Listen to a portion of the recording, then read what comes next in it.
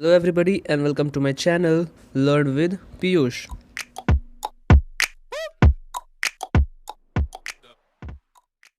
तो आज हम इस वीडियो में कवर करेंगे इस चैप्टर का थर्ड पार्ट। इस चैप्टर के पहले दो part, first and second part, मैंने ऑलरेडी अपलोड कर रखे हैं चैनल पे।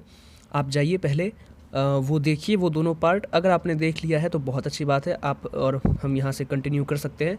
और अगर जिन बच्चों ने नहीं देखा है फर्स्ट एंड सेकेंड पार्ट, तो प्लीज़ आप फर्स्ट और सेकेंड पार्ट पहले देख के आइए, फिर आपको ये जो थर्ड पार्ट है इस चैप्टर का, वो आपको बहुत अच्छे से समझ में आएगा।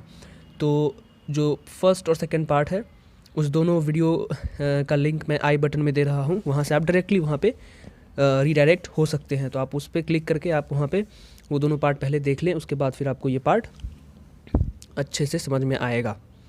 ऑलराइट, सो हम सीधे आते हैं एक्सप्लेनेशन पे। तो पिछले पार्ट में हमने यहाँ पे छोड़ा था कि जब महाराजा जंग बहादुर ने पहला टाइगर को मारा, उन्होंने पहले टाइगर को किल किया, तो फिर उन्होंने उनकी और वो जो एस्ट्रोलॉजर थी जिनको उन्होंने बुलवाया, उनके बीच जो भी बातें हुई उस पे हमने इस सेकेंड पार्ट को एंड किया था कि एस्ट्रोलॉजर जो है वो कहता है कि अगर आपने कि 100वां टाइगर से महाराजा जंग बहादुर को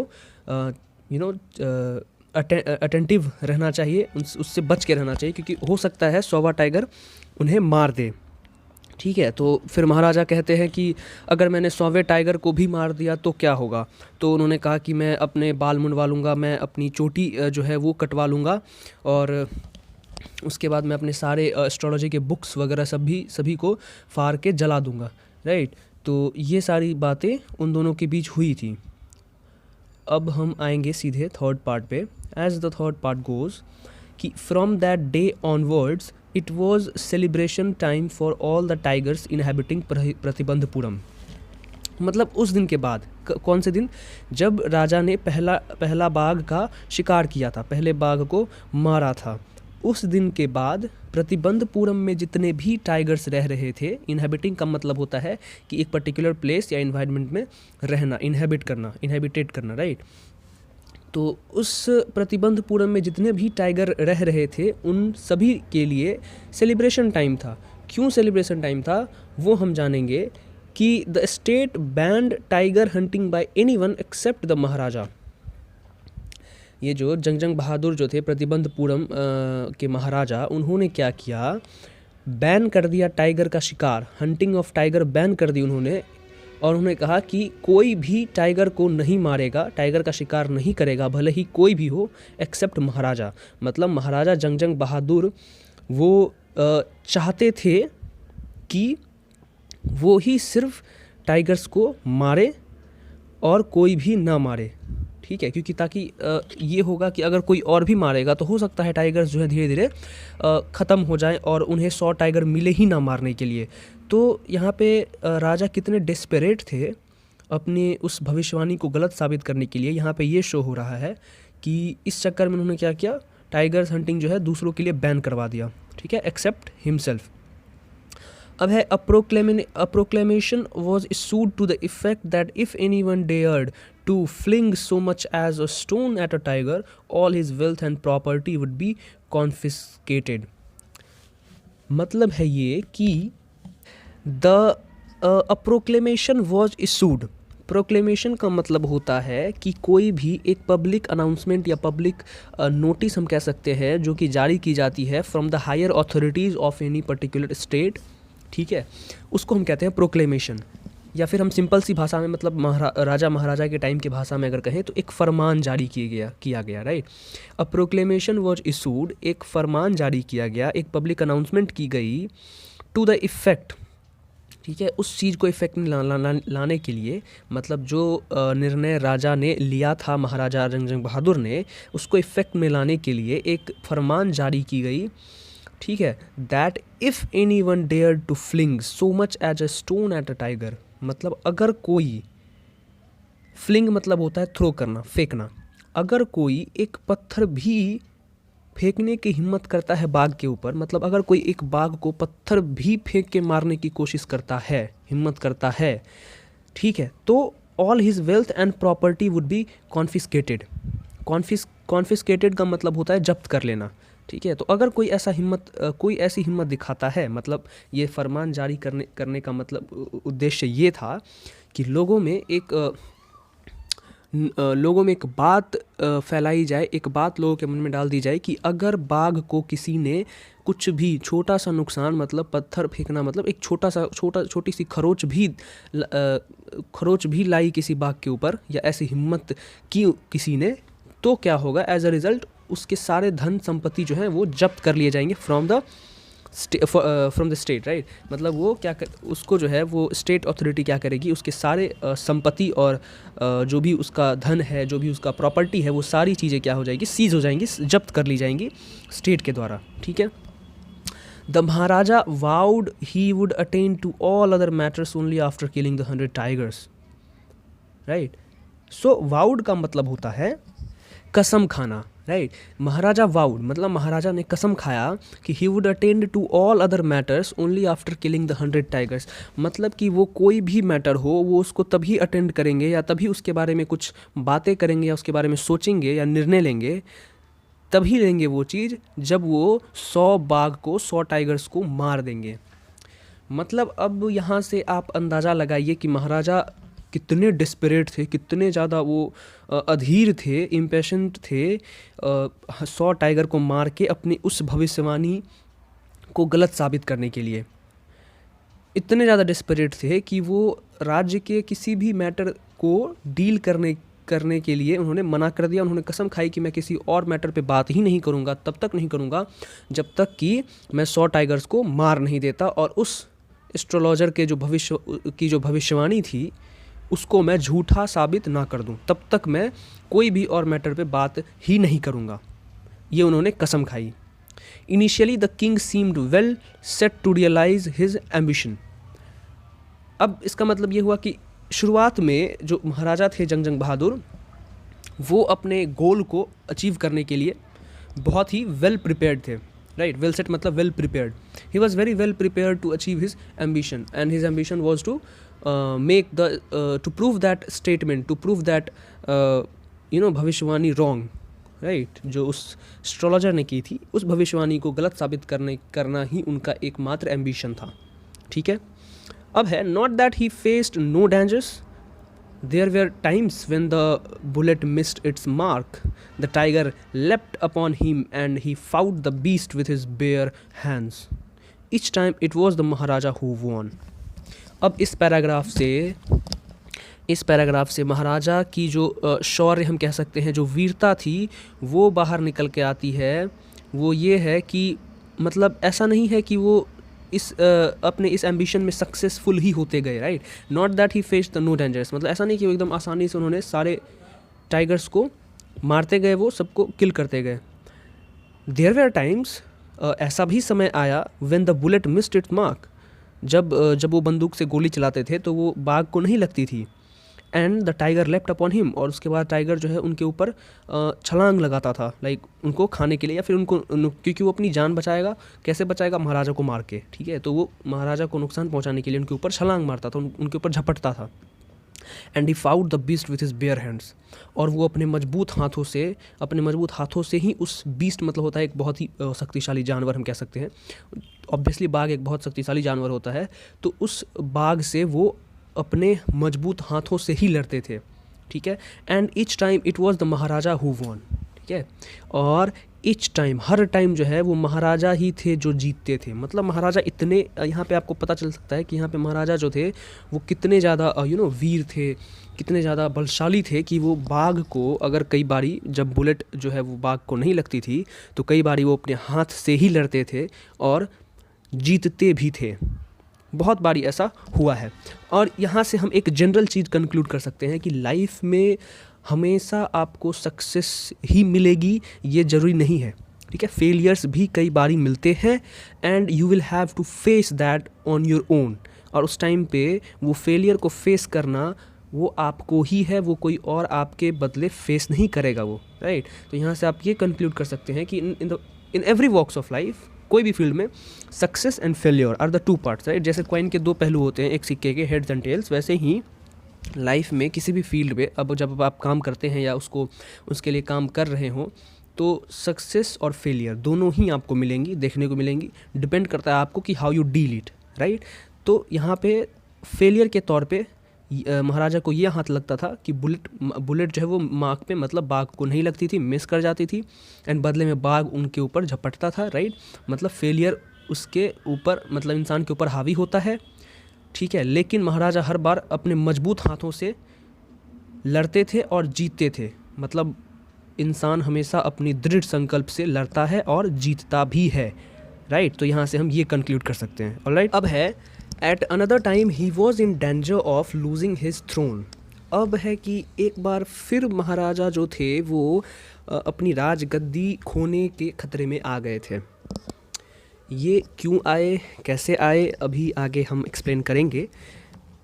तो क्या हुआ कि a high ranking British officer visited Pratibandapuram. एक हाई रैंक मतलब उच्च पद के जो अधिकारी होते हैं, ब्रिटिश ऑफिसर, ब्रिटिश के जो एक हाई रैंक्ड ऑफिसर जो है वो प्रतिबंधपुरम विजिट किए, वो प्रतिबंधपुरम आए। ही was very fond of hunting tigers. और बाघ का शिकार करना, हंटिंग ऑफ टाइगर्स उनको बहुत प्रिय था। फॉन्ड का मतलब होता है प्रिय, कोई चीज़ जो आपको बहुत पसंद हो, जो जिससे आप बहुत प्यार करते हैं, फॉन्ड ऑफ, ऑलराइट। तो he was very fond of hunting tigers, उनको बाघ का शिकार करना बहुत ही ज़्यादा पसंद था। And fonder of being photographed with the tigers he had shot. और साथ ही साथ एट द टाइम वो उनको ये भी शौक था कि जो टाइगर वो मारते थे, जिस टाइगर का वो शिकार करते थे, उस टाइगर के साथ फ़ोटो खिंचवाना, राइट। तो as usual he wished to hunt tigers in Pratibandapuram. और ये नेचुरल था क्योंकि उन्हें नहीं पता था कि प्रतिबंधपुरम में महाराजा नहीं चाहते थे कि कोई और भी बाघ को मारे। क्यों? क्योंकि he was very determined to prove that statement, prove that भविष्यवाणी रॉन्ग। तो ये बात उस हाई रैंक्ड ऑफिसर को नहीं पता थी। तो उसने एज़ यूजुअल वो जहाँ भी जाता होगा वो टाइगर्स को हंट करने की इच्छा रखता होगा, और वैसे ही एज़ यूजुअल उसने प्रतिबंधपुरम में भी वो इच्छा जाहिर की, ठीक है, विश्ड।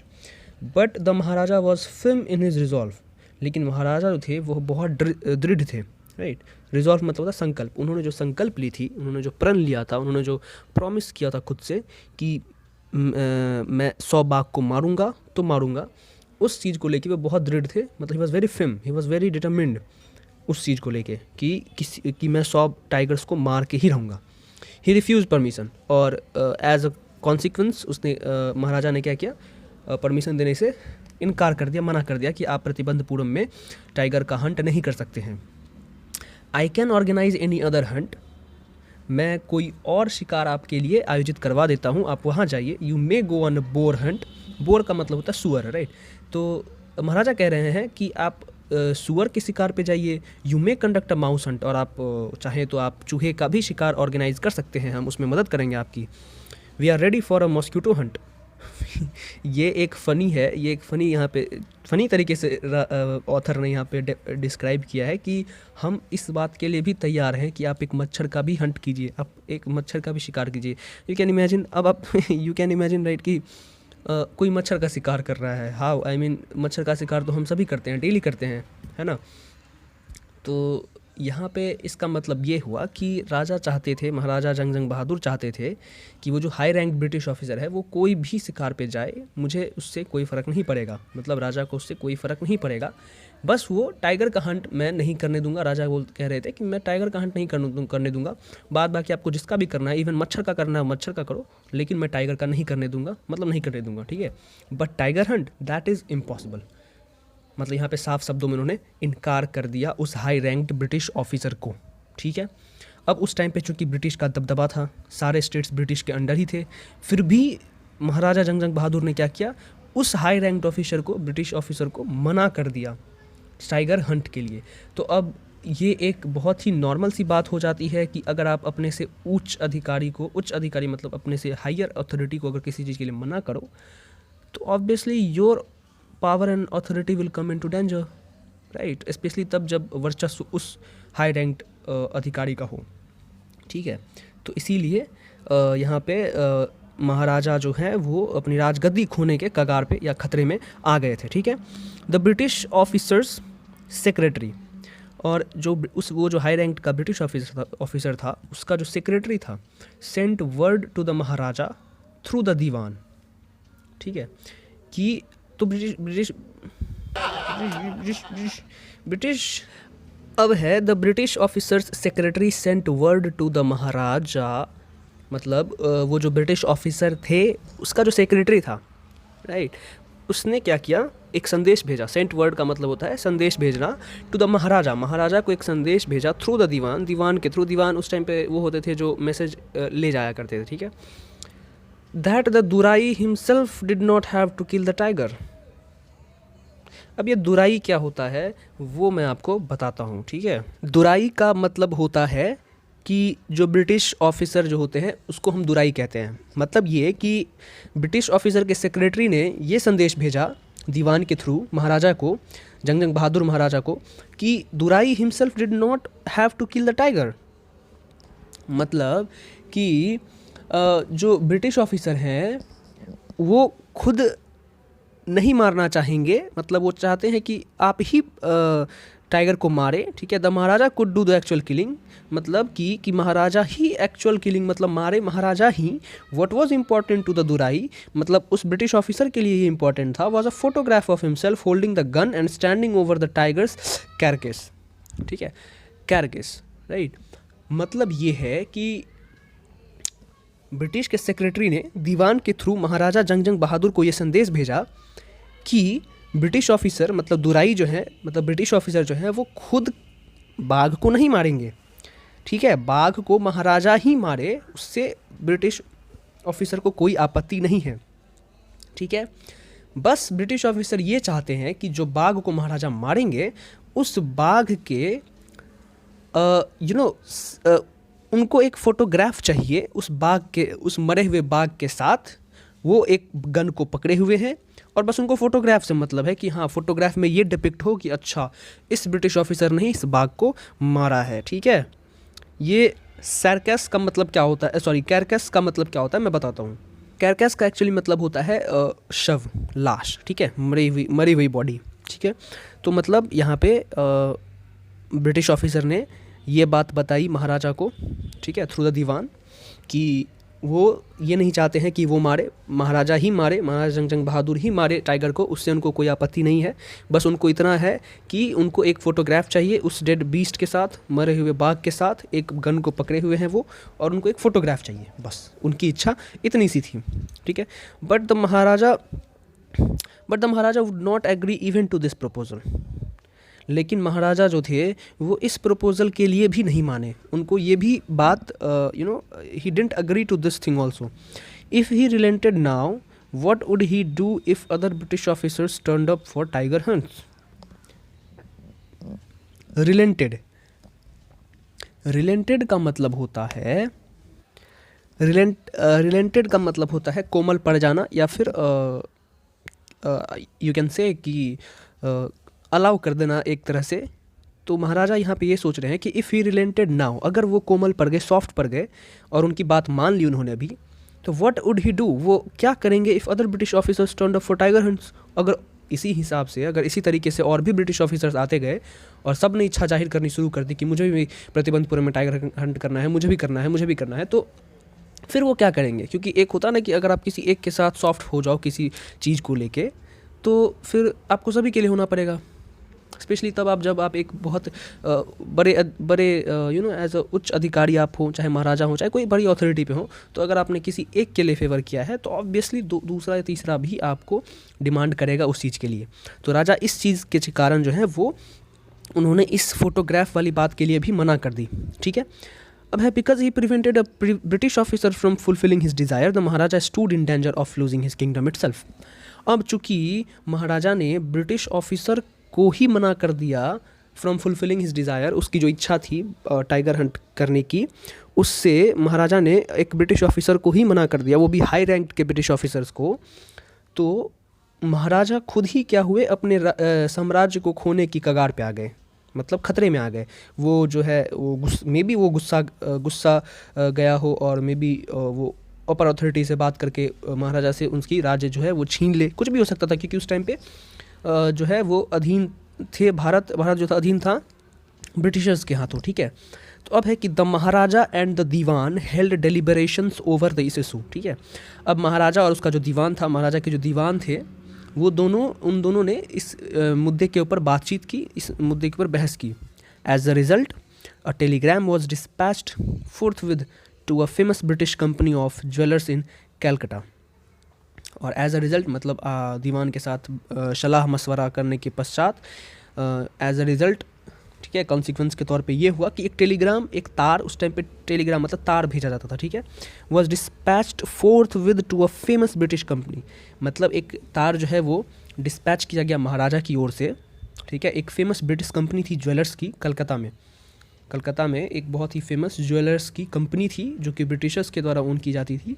उसको एक तार भेजा गया महाराजा के द्वारा और उसमें था कि send samples of expensive diamond rings of different designs. अब महाराजा ने यहाँ पे एक दाव खेला, महाराजा ने एक यहाँ पे प्लानिंग की, और प्लानिंग के तहत तो उन्होंने ज्वेलरी कंपनी को एक तार भेजा जिसमें कि ये लिखा हुआ था कि आप जो है हमें एक्सपेंसिव जो डायमंड रिंग्स होते हैं कुछ उसके सैम्पल्स भेजें जो कि अलग अलग डिज़ाइंस के होने चाहिए, ठीक है। तो सम 50 रिंग्स अराइव्ड, मतलब 50 के आसपास में ring as a result maharaja के पास पहुँचे। The maharaja sent the whole lot to the British officer's good lady मतलब उनकी वाइफ, ठीक है, जो हाई रैंक्ड ब्रिटिश ऑफिसर आए थे जिनको उन्होंने मना कर दिया। अब कॉम्पेंसेट तो करना है क्योंकि राज्य तो खो नहीं सकते, राइट। तो उस कॉम्पेंसेट करने के लिए उन्होंने एक चाल चली कि क्यों ना जो ब्रिटिश ऑफिसर है उसकी वाइफ को ही मतलब मना लिया जाए या इम्प्रेस कर दिया जाए, ताकि वो क्या करे, एज अ फेवर वो हमें खुश हो जाए और हमें माफ़ कर दे या फिर हमें जाने दे, ठीक है। तो उन्होंने क्या किया, ज्वेलर्स कंपनी से, ब्रिटिश के एक बहुत ही फेमस ज्वेलर्स कंपनी से 50 के आसपास उन्होंने वो मंगाई डायमंड रिंग्स, और सारी की सारी उन्होंने ब्रिटिश ऑफिसर की वाइफ को भेज दिया, ठीक है। The king and the minister expected the दुराई सैनी मतलब ब्रिटिश वाइफ की गुड लेडी, ब्रिटिश ऑफिसर की गुड लेडी मतलब उसकी वाइफ, ठीक है, उसको क्या किया, भेज दिया। और किंग, राजा और जो मंत्री थे वो ये एक्सपेक्ट कर रहे थे कि वो उसमें से 1 या 2 रिंग सेलेक्ट करेंगी एंड जो भी बच जाएंगे वो उसको वापस कर देंगे and send the rest back within no time at all. The Durai sani sent her reply, thank you very much for your gifts. अब यहाँ पे ये एक और फनी, एक तरह से हम कह सकते हैं कि महाराजा का पोपट हो गया, क्योंकि वो थोड़े कह सकते हैं हम चालाक बन रहे थे, लेकिन उनकी चालाकी सारी गड्ढे में गई। ये कि वो चाहते थे कि वो सोच रहे थे कि उनको एक्सपेक्टेशन थी कि जो गुड लेडी जो उनकी वाइफ है वो उस 50 रिंग में से 2, 3 या 4 मैक्सिमम 5 रिंग सेलेक्ट करके और जो बच जाएगी वो वापस भेज देगी, और महाराजा जो फिर वो रिंग है वो कंपनी को भेज देंगी और खर्चा जो है वो बहुत कम आएगा।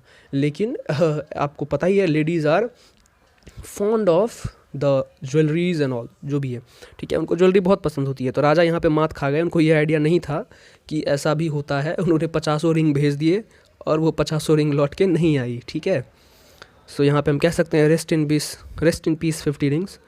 एनीवेज, तो यहाँ पे राजा जो है एक तरह से मात खा गए, लेकिन फिर भी उनका काम हो गया। वो जो है ब्रिटिश ऑफिसर जो है उन्होंने फिर आगे जाके कोई ट्रबल नहीं करा उन्हें, या फिर उनका जो राजगद्दी है वो खतरे में नहीं आया, ठीक है। तो इन 2 days a bill for 3 lakh of rupees came from the British jewellers. मतलब 2 दिन में ही 3 लाख रुपए का बिल जो है ब्रिटिश कंपनी की तरफ से राजा को पहुंच गया, ठीक है, कि आप 3 लाख की आपने खरीदारी की है, आपको 3 लाख पे करने हैं। The Maharaja was happy that though he had lost 3 lakh rupees he had manage to retain his kingdom. मतलब महाराजा खुश थे इस बात को लेके कि चलो कोई बात नहीं, 3 लाख रुपए गए तो गए, लेकिन एटलीस्ट मेरा किंगडम, मेरा साम्राज्य तो बच गया, मैंने रिटेन कर लिया उसको, मैंने खोया नहीं, ठीक है। तो इस बात की खुशी थी महाराजा को। तो यहाँ पे ये पार्ट 3 भी एंड होता है। And to be very honest I was thinking of covering the part 4 also, but as you can see it will be very lengthy, I guess very lengthy, so I will cover the part 4 and part 5 in the next in the upcoming video part, right। अभी के लिए हम यहीं पे इसको and करते हैं। तो आई होप ये जो एक्सप्लेनेशन है पार्ट 3 का ये भी आपको बहुत अच्छे से समझ में आया होगा, और ये कहीं ना कहीं थोड़ा बहुत मज़ेदार था। लाइक इसमें मज़ेदार पार्ट ये थी कि एक तो मज़ेदार पार्ट ये था कि मच्छर वाला कि आप मच्छर का भी शिकार कर लो, और दूसरा था कि जब यहाँ पे महाराजा जो है वो जंग बहादुर थोड़ी चालाकी दिखाने की कोशिश कर रहे थे, लेकिन वो मात खा गए, ठीक है, उनकी 50 रिंग गई, ठीक है, और उन्हें 3 लाख का चूना लग गया, लेकिन फिर भी एट द एंड उन्होंने अपना साम्राज्य बचा लिया। तो इस बात की खुशी थी महाराजा को। और फिर अब आगे हम पढ़ेंगे कि फिर आगे क्या क्या होता है, क्या Maharaja was able to prove that statement wrong, वो एबल हुए या नहीं हुए, इसके बारे में हम आगे पढ़ेंगे नेक्स्ट पार्ट में। और नेक्स्ट पार्ट जो है इसका एंड पार्ट होगा, फाइनल पार्ट होगा। तो आई होप आपको ये एक्सप्लेनेशन समझ में आया होगा, एंड अगर है तो फिर then I would say please do subscribe to the channel and share it to the ones who need this, right. मतलब आपके जो भी कजन्स, जो भी, मैं ऑलरेडी हर वीडियो में बोलता हूँ कि जो भी आपके कज़न भाई बहन है, जो भी है, जो कि 12th क्लास में है और उनको ये चैप्टर का एक्सप्लेनेशन चाहिए, तो आप उनको शेयर कीजिए, ठीक है। And rest everything is fine. And please do comment कि आपको कौन सा कहाँ पे कौन सी चीज़ समझ नहीं आई, या फिर क्या चीज़ मुझे इम्प्रूव करनी है, सो दैट मुझे भी पता चले कि अच्छा मैं सही जा रहा हूँ या नहीं। क्योंकि मुझे सपने तो आने वाले नहीं है कि अच्छा राहुल नाम के विद्यार्थी को ये समझ नहीं आ रहा है, ओके तो मुझे ये करना होगा, राइट। तो मुझे सपने तो आने वाले नहीं हैं। तो आप लोग प्लीज़ कमेंट कीजिए and let me know where I have to improve और I have to keep it the way it is, right. So here we are going to wrap up this lecture actually. So thank you everyone, and पढ़ाई करते रहे, all the very best.